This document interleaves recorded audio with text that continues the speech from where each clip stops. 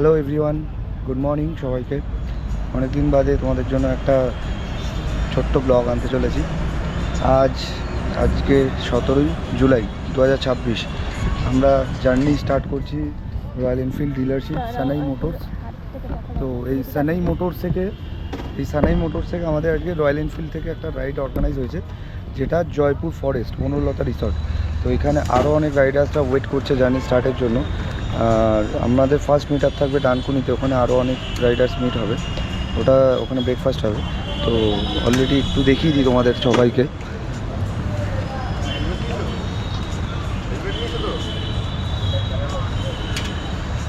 মোটামুটি সানাই মোটরস থেকে এতজন আমরা এখন জার্নি স্টার্ট করব। তো অনেক দিন বাদে একটা রাইডিং এক্সপিরিয়েন্স হবে। আশা করি এই মনসুন রাইডিং এক্সপিরিয়েন্সটা ভালোই লাগবে তোমাদের। এমনি সময় অনেক দিন বাদে, আগের বছর লাস্ট মনে হয় 15 আগস্টে মনসুন রাইড করেছিলাম, তারপরে মনসুন রাইড হয়নি। তো আশা করি এই রাইডটা ভালোই লাগবে। লেটস কন্টিনিউ, দেখতে থাকো। নেক্সট মিট আপ ডানকুনিতে হবে। রাস্তায় যেতে যেতে যা কিছু হবে তোমাদের সামনে তুলে ধরবো, দেখতে থাকো।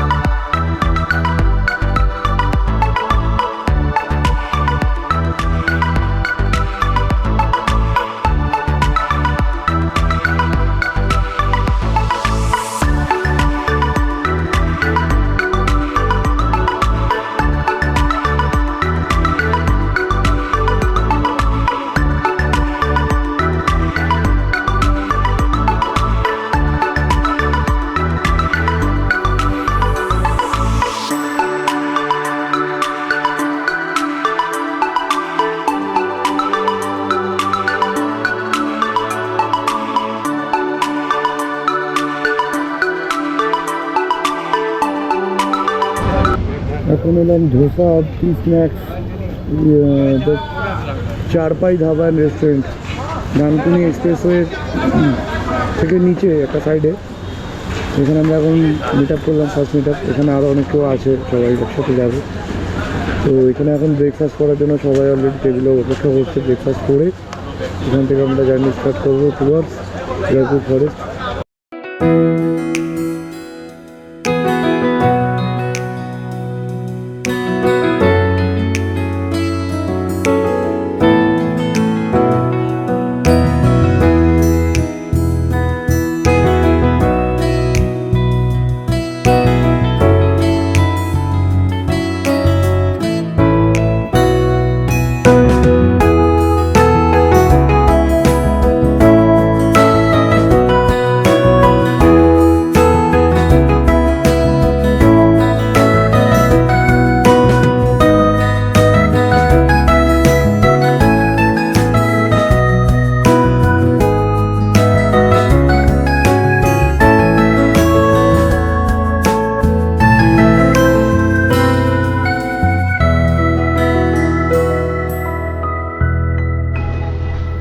চলে এলাম রিসর্ট বনলতা, জয়পুর ফরেস্ট অফিসের নিকট, বাঁকুড়া। এখন আমাদের চেক ইন প্রসেস চলছে। অলরেডি যে বাইকার্সরা সমস্ত বাইকগুলো রেখেছে। তো এইটি একটা রিসেপশন, রুম বুকিং অফিস বলে লেখা আছে পরিষ্কার। তো এখানে চেক ইন করে নিয়ে তারপর আমরা আমাদের কি রুম পাচ্ছি না পাচ্ছি রুম ট্যুরটা তোমাদের করাচ্ছি। চলো আগে আমরা চেক ইনটা করে নিই। এটা কি দিয়ে তৈরি দাদা? এটা স্পাইট আছে, ব্লু লেগান কি? আচ্ছা, ব্লু লেগান ওয়েলকাম ড্রিঙ্ক। তো ভালো খেতে, চলো আমি টেস্ট করি। হ্যাঁ, সত্যি টেস্ট আছে। আমাদের রুমে চাবি দিল, জাস্ট চেক ইন হলো। এবার রুমে যাবো, রুমে যাওয়ার পালা। রুমে গিয়ে রুম ট্যুরটা করাচ্ছি। এই যে হলো, এটা রিসেপশন, যেখানে আমরা চেক ইন করা রুম, মানে রুমে ঢোকার আগে চেক ইন করেছিলাম। গাড়িগুলো রয়েছে এখানে। এই রিসেপশন থেকে পুরো রিসর্টটা শুরু করি। রিসর্টটা অনেক বড়। এইরকম গ্রামীণ পরিবেশ বানিয়ে রেখেছে ওনারা প্রত্যেকটা কটেজকে। ওই যে সামনে দেখতে পাচ্ছ খড়, পুরোপুরি খড়ের। এবারে এই এগুলো বাঁশের। এই রাস্তা দিয়ে আগেকার দিনের মানে যেরকম গ্রামে মাটির বাড়ি হয় দুতলা, সেরকম প্যাটার্নেই প্রত্যেকটা রিসর্ট বানানো, মানে রুমগুলো বানানো, অনেকটা বড় জায়গা নিয়ে বানানো। এই বনলতা রিসর্ট কিন্তু অনেক পুরনো, অনেক পুরনো। এই বনলতা রিসর্টের জন্যই জয়পুর ফরেস্ট বিখ্যাত। ম্যাক্সিমাম লোকই আর কি এখানেই আসেন, এই জায়গাটাকে প্রেফার করেন। জয়পুর ফরেস্ট যারা আসেন এখানে নাইট স্টে করার জন্য।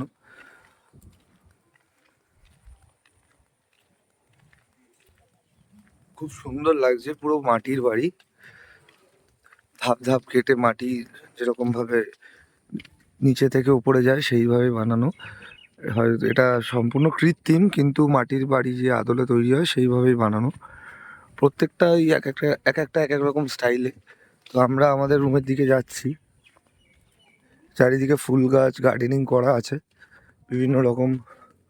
আর এখানে আর একটা জিনিস লক্ষ্য করলাম, এটা নয় না কয়েকটা, প্রত্যেকটা রিসর্টে পার্সোনাল গাড়ি রাখার গ্যারেজও আছে। এবং এই যে এনারা বসে আছেন মহিলারা, এই রিসর্টের প্রত্যেক কর্মচারী বেশিরভাগই আর কি কিন্তু মহিলা। রিসেপশানে সামলানো থেকে শুরু করে, লাঞ্চে খাবার দেওয়া থেকে শুরু করে, রান্নার জায়গা থেকে শুরু করে সমস্ত কাজই ওনারা অবজার্ভ করেন বা মেনটেন করেন। এই আমাদের পাশে আমরা ওই যে সোজা জায়গাটা রয়েছে, দোতলা একটা রুম আছে, ওখানে আছি। আমাদের সামনে যেটা রয়েছে রুম নাম্বার 182, এটা এই যে লেখা আছে। এগুলো সম্ভবত কস্টলি, সেই কারণে আমরা পাইনি হয়তো। তো দেখতে খুবই ভালোই লাগছে। আর প্রত্যেকটা রিসর্টের সাথে পার্সোনাল গাড়ি রাখার জন্য ওনারা গ্যারেজ মতো করে দিয়েছেন, মানে ছাউনি আছে মাথার তলায়, এই মাথার উপর এরকম গাড়িটাও রয়েছে, আমাদের বাইকগুলোও রয়েছে। এখান থেকে এখানে নিচে বসে লাঞ্চও করতে পারবেন আপনারা প্রয়োজন হলে। যেটা বলছিলাম, এই যে এনারা এখানে কাজ করেন।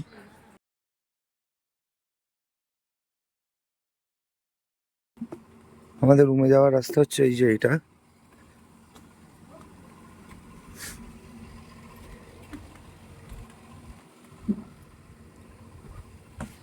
এই পেছনটা কিছু চাষ টাস হয়, গার্ডেনিং করা আছে, এদিকে রাস্তাও আছে, অনেকটা বড় প্রপার্টি। ওই যে এখানে দেখা যাচ্ছে গ্রিন কালার,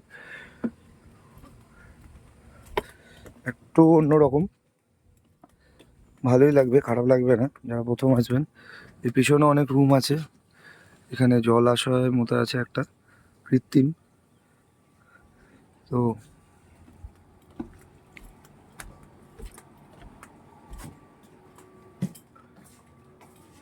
এটা আমাদের রুম, আমাদের আজকের রুম নাম্বার 190। চলো রুমের ভেতরটা দেখাই তোমাদের কেমন লাগছে।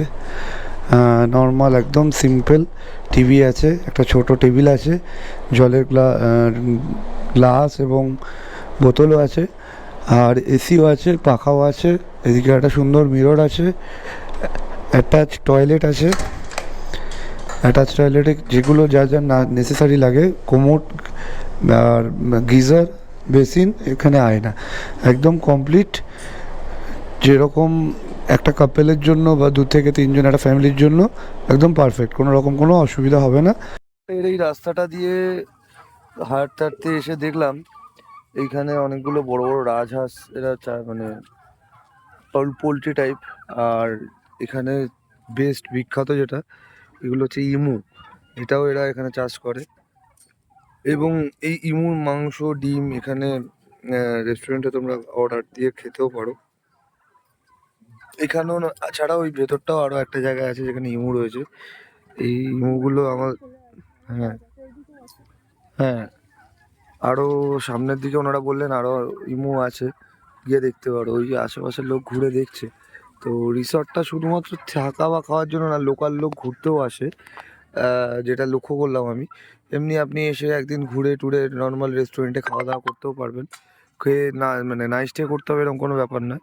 মানে এটা এত বড় রিসর্ট, সবসময় কোনো না কোনো লোক আসতেই থাকবে, কখনো ফাঁকা থাকে না, যেটুকু বুঝলাম আর কি। জিনিস নোটিস করলাম, এখানে দুটো ঘোড়াও রয়েছে, ঠিক আছে। জানি না এগুলো মানে পুষেছেন ওরা, তো এর পিছনে গরুও আছে, ঠিক আছে। সব রকম পশু পাখি এখানে আছে। এবং আমার বাঁদিকে একটা রান্নাঘর, এই রান্নাঘরে বড় বড় কড়া বসানো, এবং প্রত্যেকটা আইটেম রান্নাঘরে কাঠের জালে রান্না হয়। এলাম লাঞ্চ করতে, তো লাঞ্চে এখানে সবাই লাঞ্চ নেওয়ার জন্য রেডি। দেখায় কি কি আছে লাঞ্চে। সব থেকে বেস্ট লাগছে যেটা, শাল পাতা দেয়, কাঁচা শাল পাতা প্লেটের ওপর, তার উপরে স্যালাড যে যার ইচ্ছা মতো। তো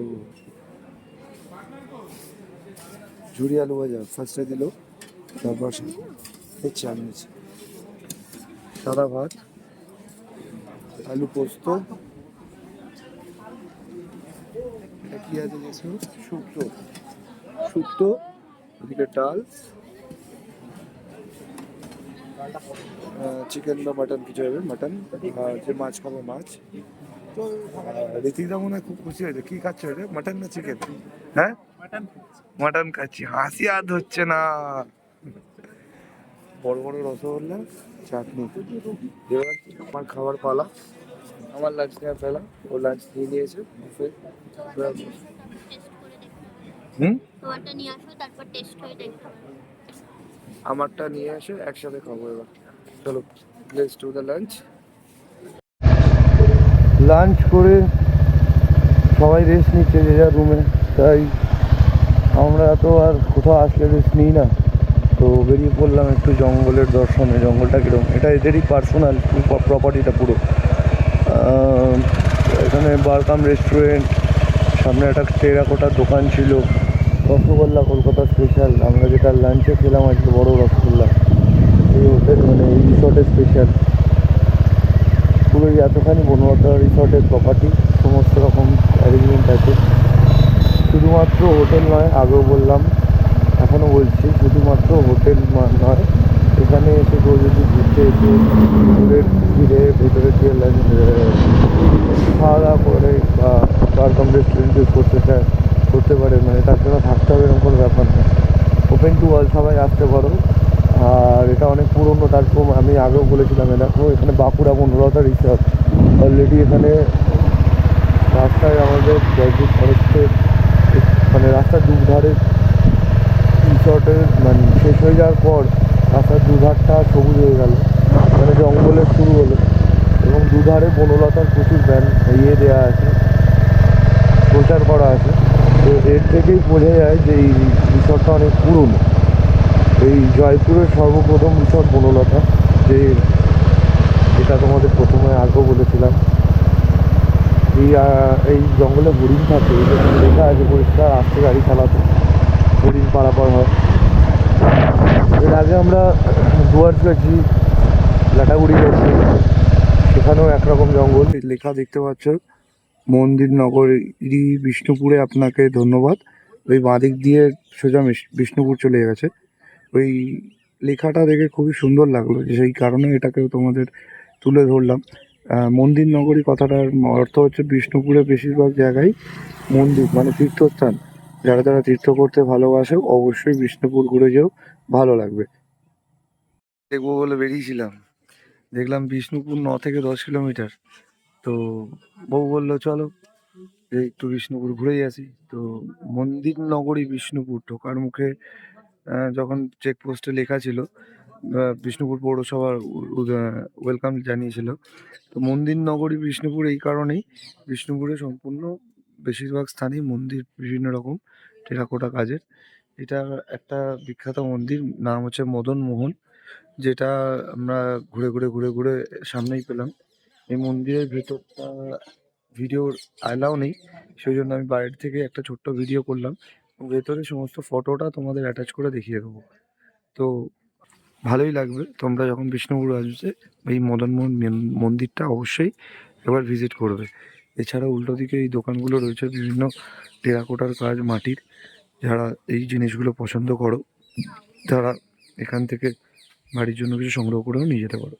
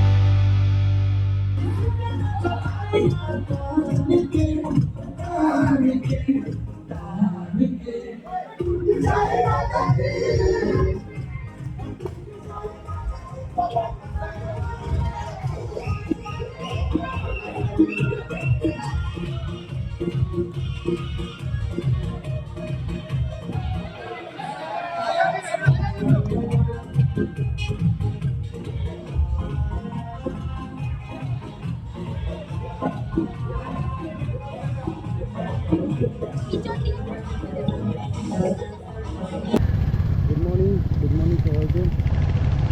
আমরা রিসার্চ করে দিলাম। কাল থেকে আমার ইচ্ছা ছিল হয়ে এই জয়পুর ফরেস্ট আসলে বেশি জায়গাটা সবাই যায়, কিন্তু রানওয়ে একটা জঙ্গলের মধ্যে দিয়ে রাস্তা দিয়ে দিচ্ছে।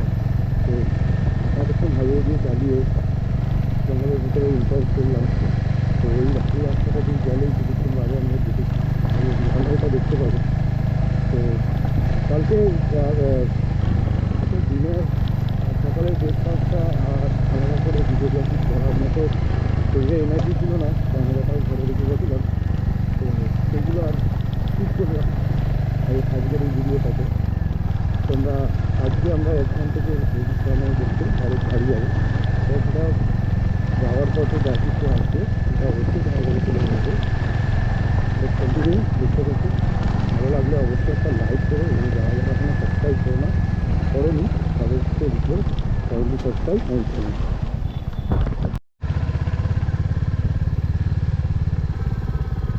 লাল মাটির রাস্তা, পিচ রাস্তা ছেড়ে এখন লাল মাটির রাস্তা। লাল মাটির রাস্তায় চলে এলাম। এই পুরুলিয়াতে গিয়ে লাল মাটির রাস্তা পেয়েছিলাম, আবার বাঁকুড়াতে এসে লাল মাটির রাস্তা পেলাম। ভালো লাগে জঙ্গলের মধ্যে দিয়ে মাটির রাস্তা। এই মাটিগুলো কিন্তু যথেষ্ট শক্ত হয়, জল কাদা হয়ে থাকলেও তোমার মানে পিচ্ছিল নয়, যেতে পারবে।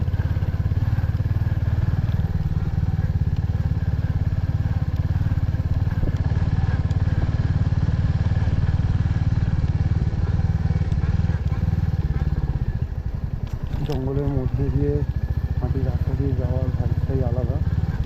যদি কোনো জন্তু জানোয়ারের সাথে সাক্ষাৎ হয় সেটা একটা সৌভাগ্য,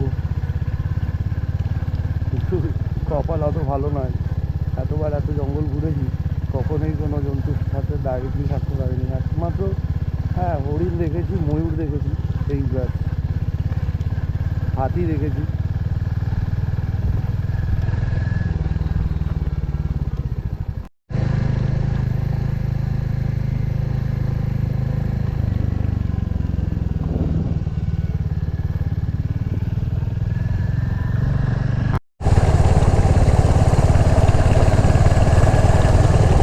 চারিদিকে ঘন জঙ্গল, তার মাঝখান থেকে রাস্তা।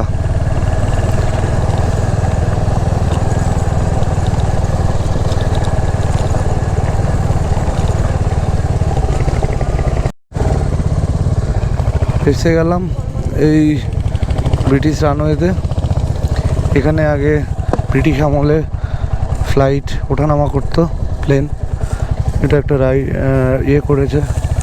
এই জায়গাটা এখন অব্যবহৃত, সেই কারণেই যথেষ্ট নোংরা। চারিদিক দিয়ে রাস্তা, তবে ব্রিটিশ আমলের ঢালাই এখনও কিন্তু মেনটেন আছে, এটা মানতে হবে।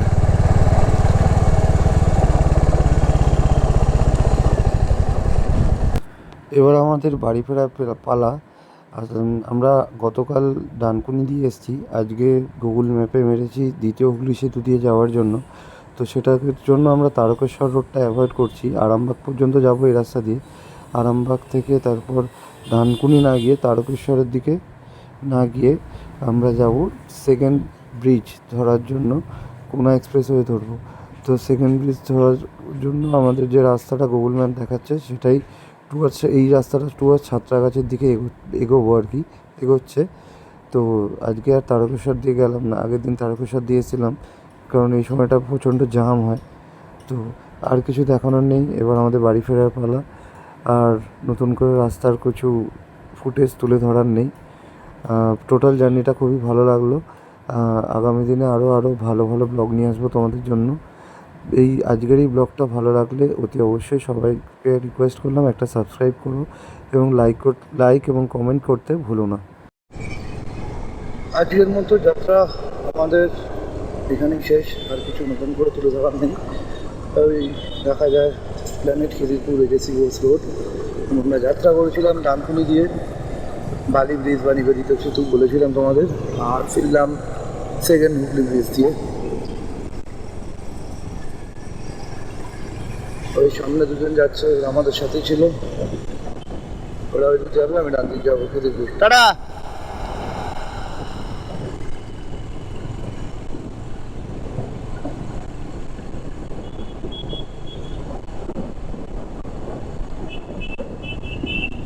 ভালো লাগলে অতি অবশ্যই চ্যানেলটা সাবস্ক্রাইব করো এবং লাইক কমেন্ট করতে ভুলো না। নেক্সট ব্লগের জন্য আবার অপেক্ষায় থেকো।